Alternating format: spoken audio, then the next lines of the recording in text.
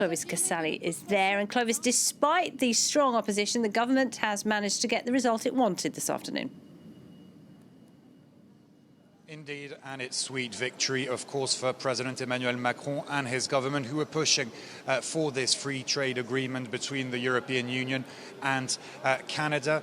The French Parliament, has voted in favour by 266 votes, as opposed to 213 against.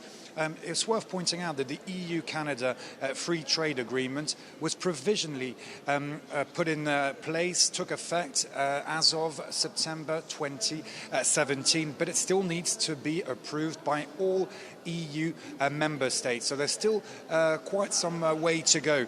Some countries, such as Italy, for instance, are believed to be opposed to this free trade agreement. In France, many are worried about food safety standards.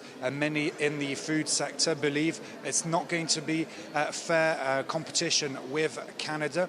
Take the beef, for instance, the beef industry here in France, a very important sector. People here, farmers and consumers, very proud about the quality of the meat. Well, they fear that hormone beef will be sold by Canada here, and with different standards, different manufacturing costs also, meaning that that France will be at a disadvantage and it will be unfair competition. When you look at the numbers for the time being, well, it seems that some sectors are doing quite well on the French side. The wine sector, the dairy sector, exporting quite a bit already to Canada, but other parts of the food sector are extremely worried, and that's why there's been quite some opposition in French society and also here in the French Parliament. You have the whole of the left wing, you have part, if not all, of the right wing also opposed to the CETA free trade agreement between the European Union and Canada. But you have those who are strong here in Parliament, in the French National Assembly, La République En Marche, the ruling party of President Macron. Well, they mobilized and they pushed for this vote, and they won, and therefore sweet victory for President Emmanuel Macron. But one of his former ministers, Nicolas Hulot, very famous personality here, a former TV presenter who was also then the environment minister in Emmanuel Macron's government.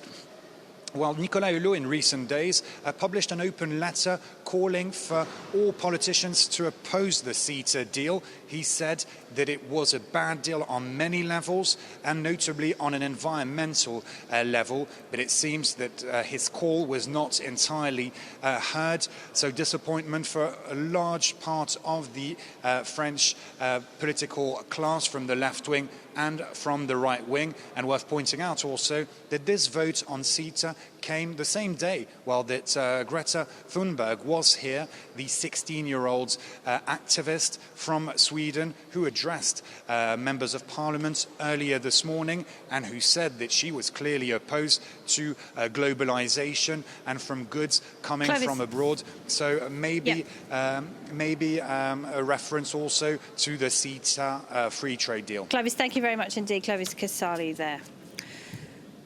Now, Boris Johnson